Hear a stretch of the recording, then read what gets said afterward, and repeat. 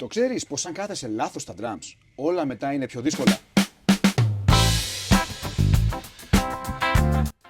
Το σωστό παίξιμο ξεκινάει πριν ακόμα χτυπήσουμε κάποιο τύμπανο. Έλα να σου δείξω πώς καθόμαστε σωστά στο κάθισμα. Το σωστό παίξιμο στα drums ξεκινάει από το πώς καθόμαστε. Έχουμε τα πόδια μας φυσιολογικά, όπως πηγαίνει το σώμα μας.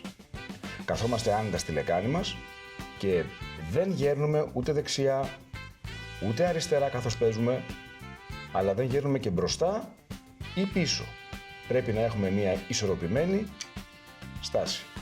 Η μέση μας πρέπει να είναι ευθεία και να καθόμαστε πάνω στη λεκάνη μας. Τα πόδια μας άνετα, ούτε πολύ μπροστά, ούτε πολύ πίσω, αλλά ακριβώς στη θέση τους. Αν το κάθισμά μας είναι πάρα πολύ χαμηλά, τα γόνατά μας είναι πάνω από τη μέση και αυτό μπορεί να μας δημιουργήσει πρόβλημα. Παρόλο που μπορεί να έχουμε πιο δυνατά χτυπήματα. Αν πάλι καθόμαστε πάρα πολύ ψηλά, ίσως έχουμε τον έλεγχο, αλλά όχι τόσο δυνατά χτυπήματα. Μία προτινόμενη θέση για να παίζουμε άνετα είναι τα πόδια μας να είναι παράλληλα, αν όχι λίγο πιο ψηλά από το έδαφος, και τα γόνατά μας να σχηματίζουν μια μικρή αμοιβή αγωνία.